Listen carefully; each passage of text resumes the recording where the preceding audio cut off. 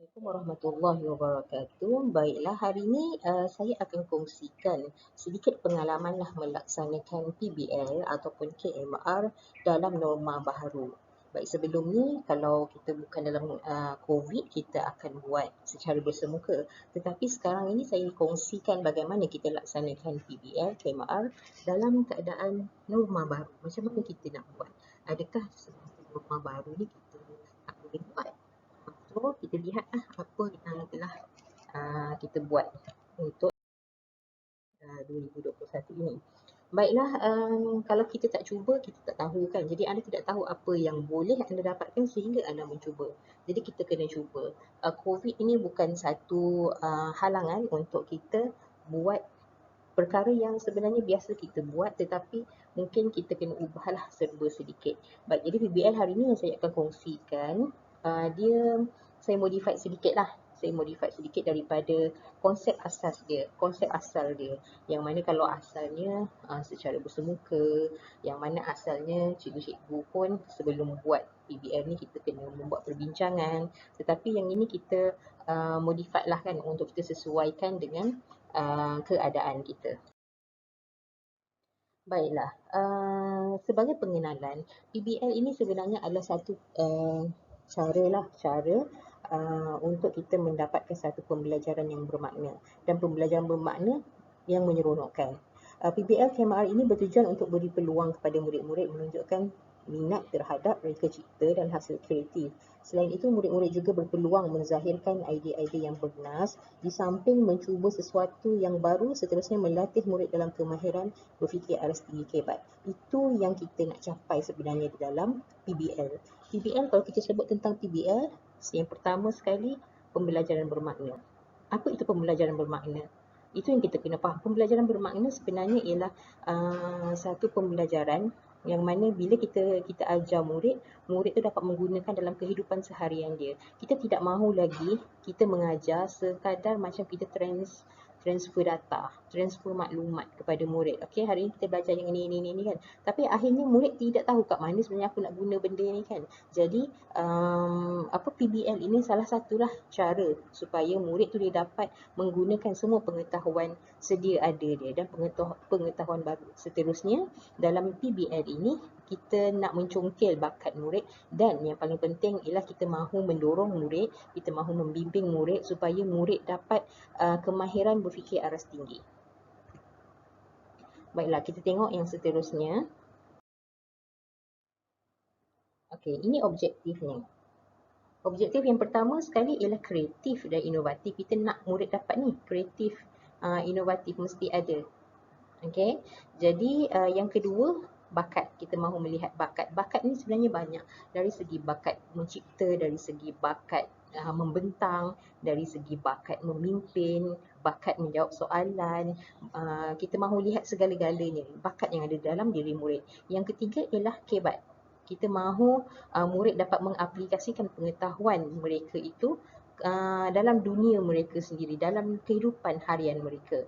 Jadi PBL ini merupakan satu learning, satu lagi projek digabung. Dan PBL ini akhirnya kita mahu capai 6C. Apa 6C? Kita mahu lihat dari segi karakter dia, citizenship dia. Kita mahu lihat dari critical thinking, creativity, communication, dari segi apa satu lagi?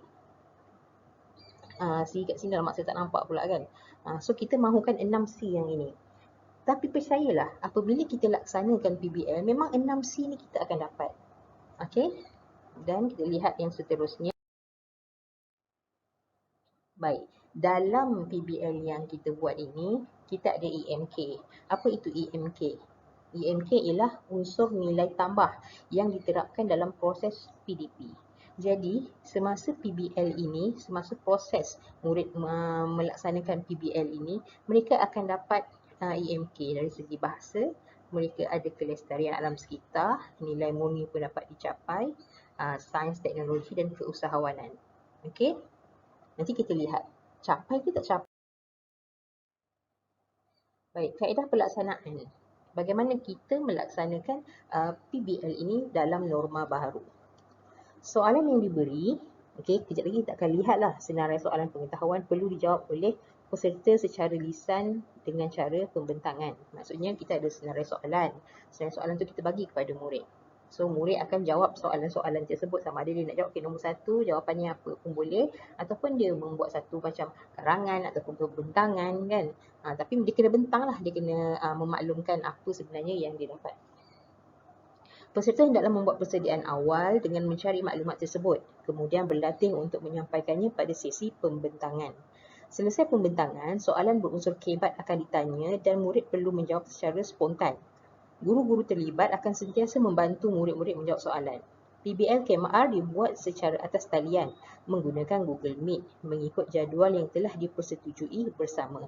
Jika peserta tiada talian internet yang kuat, rakaman video dan audio melalui WhatsApp atau Telegram akan digunakan. Sebelum norma baru ni, kita buat secara berkumpulan. Okay, ada banyak kumpulan yang menyertai PBL ini dan mereka akan membuat pembentangan dekat depan kita lah. Okay, dia buat pembentangan apa projek yang dia buat. Okay, dia bentang dan selepas dia buat pembentangan, kita ni yang jadi guru-guru ni lah, ataupun kita boleh panggil lah siapa-siapa untuk jadi juri. Kemudian mereka ni juri-juri ni akan tanyalah kebat. Oh, kalau buat contoh lah, sebelum ni kita buat jambatan. Ada projek jambatan. Jadi juri tu tanya, ni kalau kapal lalu bawah ni boleh ke tak boleh kan? Awak punya tiang jambatan ni kuat ke tak kuat? So ada sisi soal jawab dan murid kena jawab secara spontan. Dia perlu mengaitkan segala pengetahuan dia ada. Itu kalau kita buat secara norma yang biasalah. Tapi bila norma baru ni kita ada sedikit kekangan. Jadi apa yang kita buat ialah kita minta murid bentang. Kemudian soalan kebat pun ada juga kita buat. Tapi dia punya pelaksanaan dia kita gunakan secara Google Meet. Ada juga yang cikgu line rumah saya tak okey lah. So saya nak guna apa? Kita akan guna WhatsApp. Kalau tak okey juga kita akan call lah. Yang penting sekali untuk soalan kebat. Kalau pembentangan dia boleh buat video. Okay, kalau bisa kata nak suruh dia bentang kan, okay, awak buat pembentangan dulu tentang projek awak ni. Okay, dia bentang. Dia guna video. Kemudian dia hantar ke kita. Itu dah selesai satu. Tetapi kita nak tanya dia soalan kebat. So, soalan kebat ni kalau macam saya sendirilah, saya tidak berminat untuk buat soalan kebat. Dia kena jawab kat rumah ke tak. Saya lebih suka dia jawab spontan. Kita dengar sendiri secara spontan. Jadi sesi kebat ini yang kita buat guna panggilan telefon, kita guna Google Meet ke, ataupun kita guna Telegram, apa-apa saja tapi secara langsung. Sebab kita mahu dengar respon murid, bagaimana murid respon kepada soalan-soalan kebat yang kita tanya kepada mereka. Okey, inilah guru dalam PBL. Okey, baik. Jadi apa yang kita buat untuk tahun ini, kita mudahkan. Kalau sebelum ini dalam norma yang lama, kita fikirkan apa masalah budak. Budak tak pandai mengukur kan, dia lemah dari segi bahagian unit pengukuran. Jadi kalau dulunya kita akan duduk bersama dengan guru-guru kan, macam mana kita nak bantu masalah matematik ni, murid tak dapat nak mengukur ni kan. Jadi dari situ kita akan keluarkan idea. Okey, mungkin dia keluarkan idea, baik kita cuba tanam pokok bawang, kemudian kita minta murid tanam. Dan mereka perlu membuat pemerhatian. Hari ni, hari keberapa, berapa dia punya ketinggian dia kan. Jadi di situ kita berbincang bersama-sama. Okay, baik, tetapi untuk sesi yang norma baru yang kita buat ini, disebabkan kita COVID ini agak susahlah, terbatas, banyak perkara-perkara terbatas. Jadi apa yang kita gunakan ialah kita menggunakan projek sedia ada. Projek sedia ada ni maksudnya macam saya mengajar bahasa Arab. Jadi saya memang untuk bahasa Arab saya memang budak ini ada projek. Jadi projek yang ada itu subjek lain akan menempel lah masuk. Okey, saya buat topik, saya mengajar topik bahagian makanan. Okey, jadi mereka buat satu projek makanan lah. Kemudian subjek lain menempel masuk. Okey, subjek BM dia boleh tempel masuk. Subjek BI dia boleh masuk. Subjek matematik boleh, sains boleh, kesihatan boleh, pendidikan Islam boleh, kan? Saya buat macam tu sebab kita nak memudahkan. Okey, jadi sasaran dan tema kita pada tahun ini, untuk tahun 5 kita buat makanan sihat dan tahun 6 kita buat tema dia tentang alam semesta. Tapi induk dia bahasa Arab sebab dia guna projek saya. So yang lain-lain ni kita, okay, siapa nak join, jom kita join. Macam tu. Okay, ini subjek yang terlibat.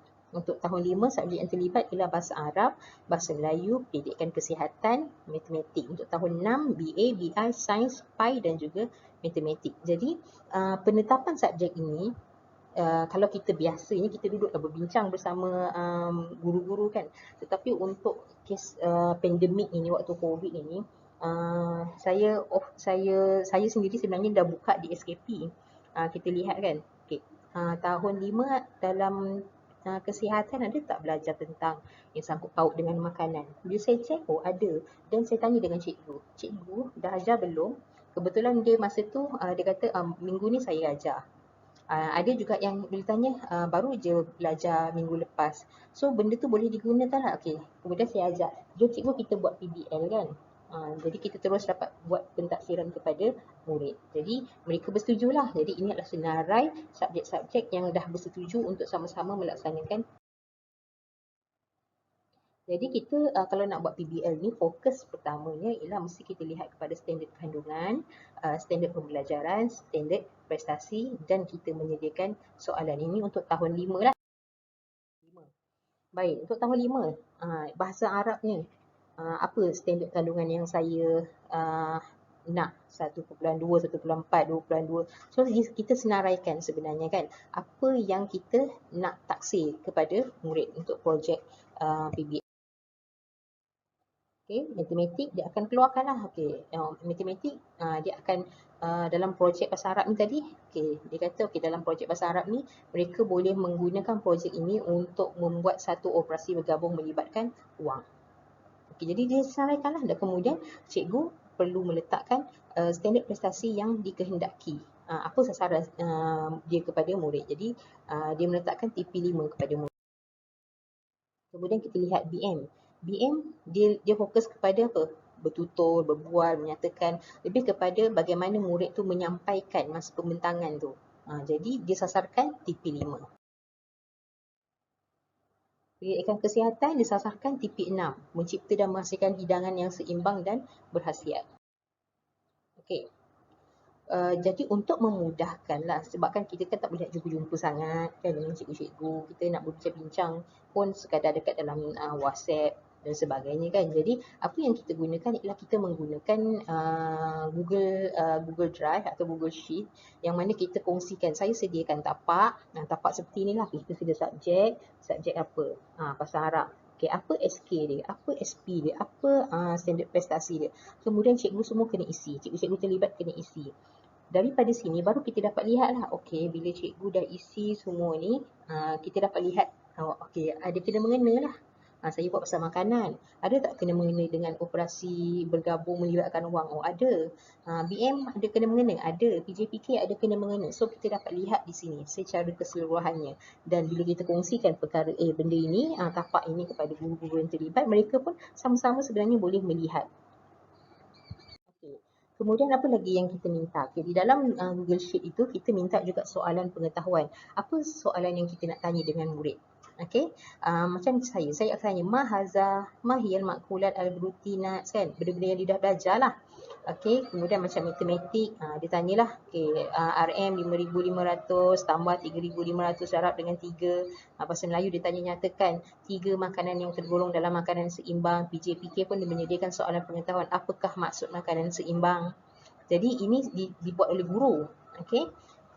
Kemudian soalan-soalan pengetahuan inilah yang kita akan beri kepada murid supaya murid tu dia dapat terbimbing lah, orang katakan terbimbing, apa yang aku nak bentang ni, oh okey saya perlu bentang, bila cikgu tanya mahaza ni apa semua kan, saya kena bentang lah, bagaimana saya nak menjawab soalan yang ini, bagaimana saya nak menjawab soalan ini kan.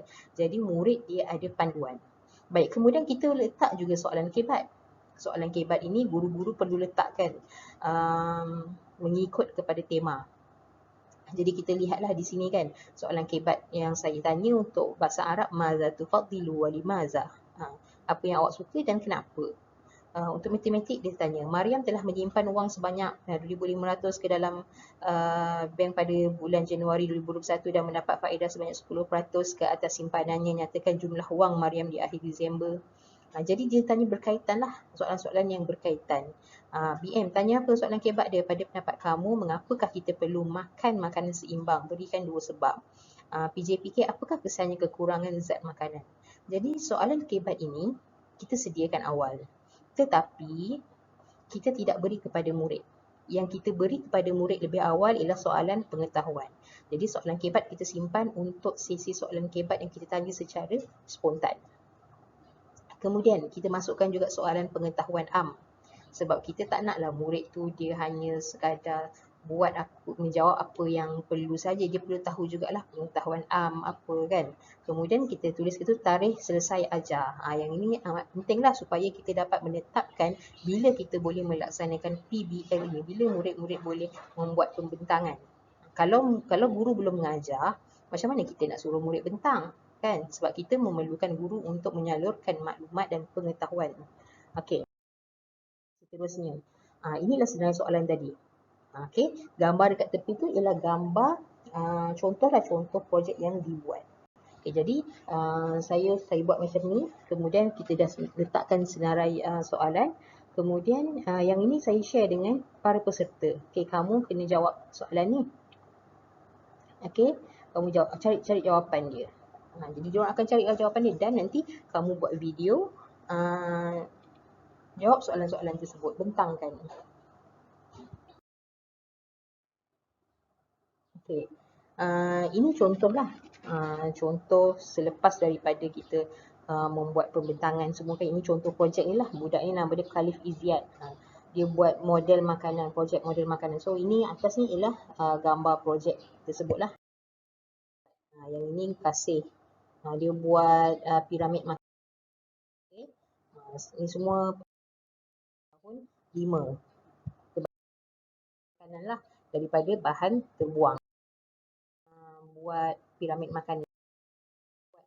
Okay. Jadi mereka buat ini bukan mereka seorang, buat bersama dengan keluarga. Sebab apa? Kita perlu capai kolaboratif. Kita nak melihat kolaboratif murid kan. Kalau di sekolah waktu biasa kan, murid boleh duduk sama-sama dengan kawan-kawan kan, boleh buat dalam satu kumpulan. Tapi waktu pandemik ni macam mana kita nak suruh murid tu buat dalam satu kumpulan? Kan tak dapat, susah lah, agak susah. Mungkin kalau yang sekolah yang ada talian internet, mungkin dia boleh buat Google Meet, dia boleh sama-sama mereka lah kan. Tapi macam di sekolah saya sekolah luar bandar. Dalam internet agak susah lah. Bukan susah apa, dia tak berapa bagus lah. Jadi agak sukar. Jadi apa yang kita buat ialah kita minta mereka berkolaborasi bersama dengan keluarga. At least ada kerjasama lah, taklah dia buat seorang-seorang kan.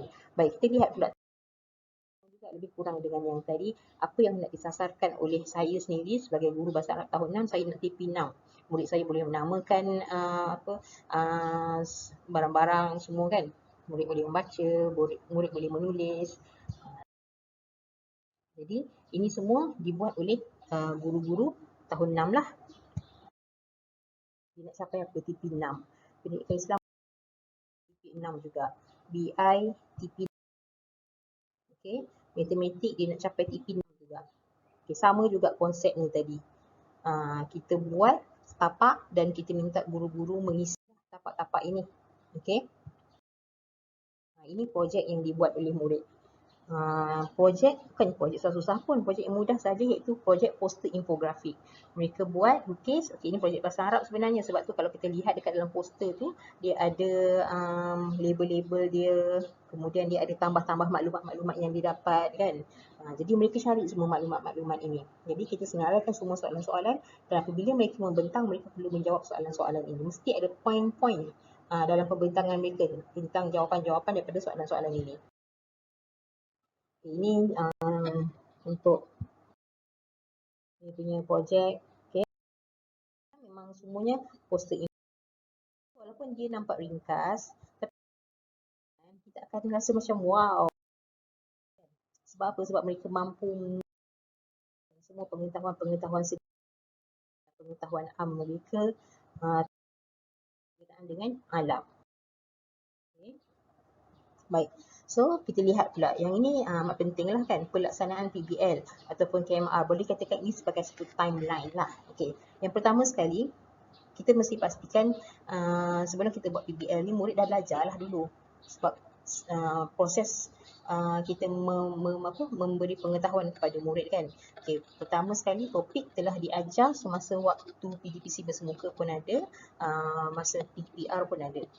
Okey, dalam tempoh, kemudian masa kita PDPR, dalam tempoh PDPR selama 2 minggu sebelum cuti persekolahan, murid sebenarnya dah siapkan dah projek dengan bantuan ahli keluarga. Selepas cuti, kita minta murid buat persediaan untuk pembentangan lah, sebab masa cuti tu kan dia dah buat projek. So, bila naik cuti, kita dah mula dah. Okay, saya bagi awak soalan, kemudian awak perlu fikirkan, kita bagi masa ke awak ni, awak cuba berlatih macam mana awak nak bentang, kemudian awak videokan. Okay. Dan dari segi persediaan guru pula, dalam tempoh 2 minggu, kita ni sebagai guru-guru pembimbing akan buat perbincangan berkenaan dengan soalan-soalan yang akan diajukan, kriteria permakahan dan pelan kontingensi. Macam apa, perbincangan berkenaan soalan-soalan yang diajukan macam yang tadi lah, kita isi dekat dalam template yang kita dah sediakan. Kemudian kita sentiasa berbincang lah dekat dalam WhatsApp group, macam mana kita nak tetapkan dia punya pemarkahan kan. So dalam pemarkahan kita akan ambil berat yang 6C tadi tu. Kita akan melihat daripada situ. Dan yang paling penting sekali ialah kita perlu fikirkan juga plan kontingensi. Sebabnya kita tahulah kan, kadang masalah internet ni memang agak susah lah. Sebab first hari tu sebelum ni kita sebenarnya berfikir macam okay, tak apalah kita guna Google Meet. Tapi bila kita melihat ada murid yang tidak dapat internet yang bagus, jadi kita terpaksa fikirkan macam mana kalau murid tak dapat nak Google Meet kan. Dan daripada situlah kita keluar idea, baiklah mereka boleh buat pembentangan, video pembentangan, dan kemudian kita akan cuba call murid, WhatsApp ke apa-apalah yang mereka dapatkan untuk sesi soalan KBAT. Kemudian yang langkah kelima ialah kita buat pertandingan.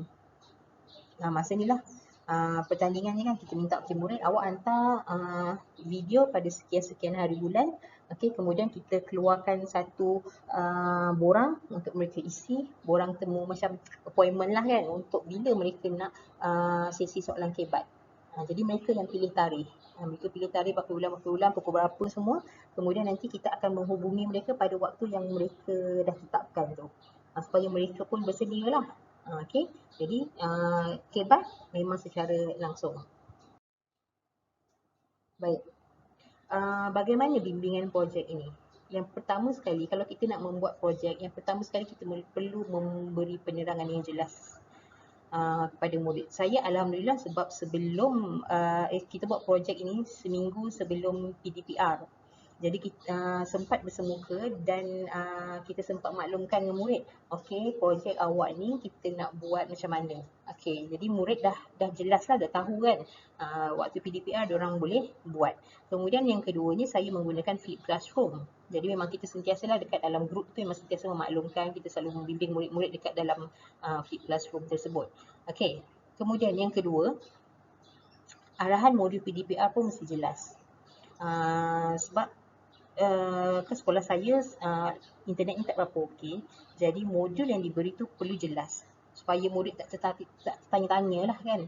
Nak buat macam mana ni cikgu, buat macam mana kan. Okey, kemudian yang ketiga kita perlukan ada perbincangan. Perbincangan melalui WhatsApp, murid kita minta dia hantar gambar. Okey, sampai mana awak dah buat? So awak hantar gambar kan. Dia dah hantar gambar dan kita boleh bimbing mereka dekat situ kan. Dan gambar-gambar tu juga kita kongsi kepada rakan mereka yang lain kan, supaya memberi idea lah. Okey, ni kawan awak dah hantar, okey, ini contoh dia. Awak boleh buat macam ni lah ataupun lebih baik daripada ni.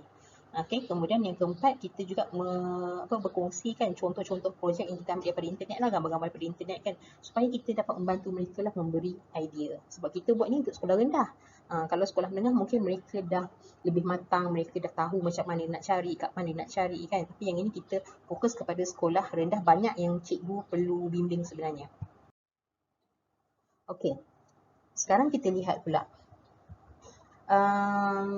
pentaksiran projek. Sebenarnya bila kita melaksanakan projek, kita dapat melihat banyak perkara. Kita dapat terus membuat pentaksiran dalam pelbagai perkara juga. Kita bagi dia tugasan. Kita dapat melihat bagaimana mereka membuat perancangan. Apa yang awak nak buat? Dia dah tahu dah dia nak buat apa. Dia tahu dia nak pilih apa. Nak buat model apa, projek apa. Itu yang pertama. Kemudian kita dapat lihat bagaimana mereka mengumpul data. Ada yang rujuk kepada buku teks, ada yang kebanyakannya rujuk kepada internet lah sebab dia di ujung jari kan. Dari segi aspek pemahaman dan aplikasi ilmu, kita dapat lihat semasa PBL ini.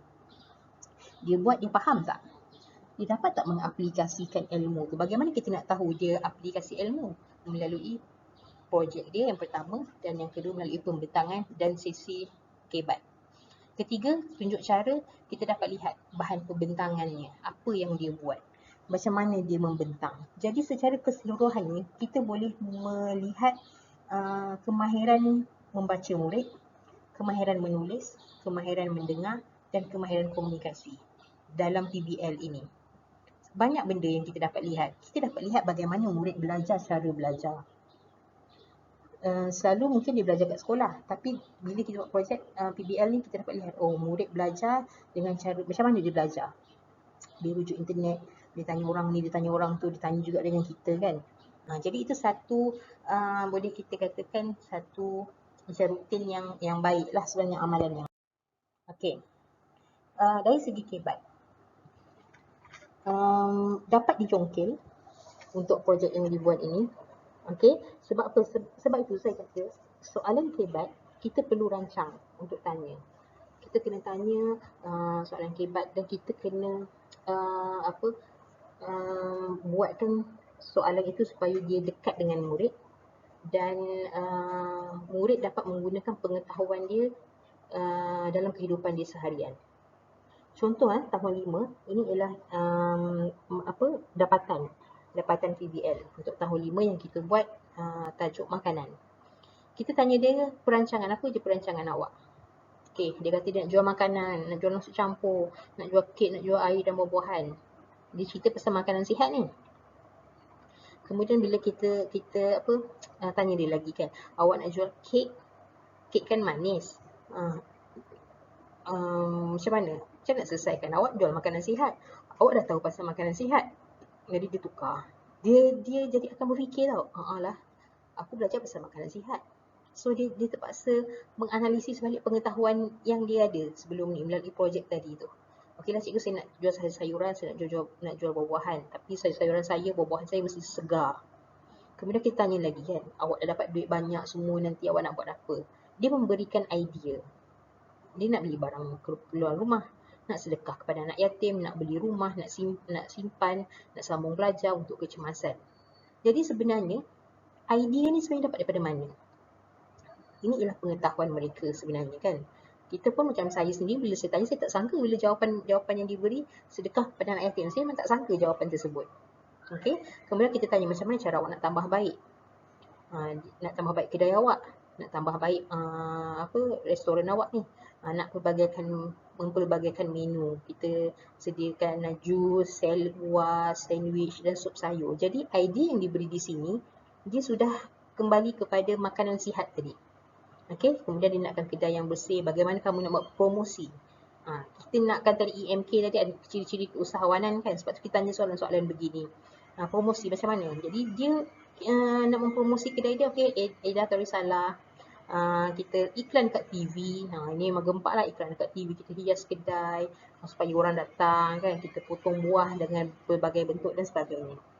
Jadi kita di sini kita dapat lihat projek ni model makanan je tadi daripada bahan terbuang, tetapi idea dia boleh berkembang. Okey. Kita tengok untuk tahun 6. tentang alam sekitar. Kita tanya macam mana awak nak jaga alam sekitar. Gotong royong cikgu, tubuhkan kelab. Kita buat kempen kesedaran. Macam mana awak nak selesaikan masalah yang ada kat kampung awak. Dia katalah banyakkan tong sampah, letak tong sampah, tanam pokok, buat peraturan, bagi teguran dengan cara yang baik kan. Kita minta idea mereka. Mereka kata, okey kita buat kerjasama dengan penduduk setempat, bina tempat sesuai ataupun pusat selamatkan haiwan, ahli kelab tips sampah setiap minggu, letakkan pegawai di kawasan hotspot. Soalan-soalan kebat yang kita tanya adalah soalan-soalan yang kita letakkan situasi sebenarnya. Sebab tu kalau kita nak tanya soalan kebat, paling mudah lah kalau ini bagi saya lah, paling mudah kita letak situasi supaya murid boleh membayangkan, oh lah kalau ni macam mana, kalau ni macam mana, ataupun kita sebenarnya pada situasi kita boleh letakkan juga peranan. Okay, kalau kamu sebagai ni ketua penyelaras kebersihan dekat kampung kamu kan, apa yang kamu nak buat? So dia akan, bila dia letakkan diri dia dekat peranan tu, jadi dia akan berfikir kan, apa yang saya nak buat jadi kita nampak di situ murid boleh melatih otak dia berfikir dengan baik.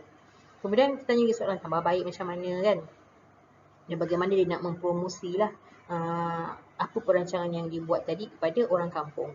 Jadi kita dapat lihat secara kesimpulannya, sebenarnya murid-murid ni idea dia banyak. Cuma kalau kita tidak mendorong, kita tidak menyediakan ruang kepada mereka. Contohlah kita tak buat PBL ni. Macam mana kita nak tahu yang mereka sebenarnya mempunyai idea yang banyak? Kan? Kita sebagai guru, kita sebenarnya yang perlu menyediakan persekitaran positif kepada mereka. Mereka tu memang mereka akan buat je sebenarnya. Tapi kalau tidak dibantu dengan persekitaran, tidak dibantu dengan program-program ataupun seperti PBL KMR ini, mungkin mereka tidak dapat melontarkan idea mereka. Okay. Jadi ini adalah lampiranlah, saya tunjukkan sedikit. Yang sebelah kiri ni, nombor 1 ni lah temu janji sesi soalan kebat. Kita bagi form ni kepada mak bapak. Kemudian mereka isilah bila mereka nak, pukul berapa mereka nak, dan kita akan menghubungi mereka melalui Telegram, melalui Google Meet atau melalui WhatsApp ataupun melalui telefon. Inilah ikut pada waktu yang mereka tetapkan. Kemudian dari segi, sebab kita buat yang ini, kita buat pertandingan. Jadi untuk isi markah, saya dah sediakan satu template. Kemudian guru-guru yang terlibat akan isilah markah kan, dia tengok pada video tadi, video pembentangan, dan dia tengok juga video kebat sebab saya akan rakam. Kalau dia audio lah kan, saya akan rakam, so mereka akan dengar dan mereka akan isilah dalam template borang markah ni yang kita dah buat auto kira, so tak payah pening-pening pada cikgu isi kita dah tahu dah siapa nombor 1, 2, 3, 4 kan. Kemudian kita nakkan benda ni jadi macam satu yang menyeronokkan lah kepada murid-murid kan, untuk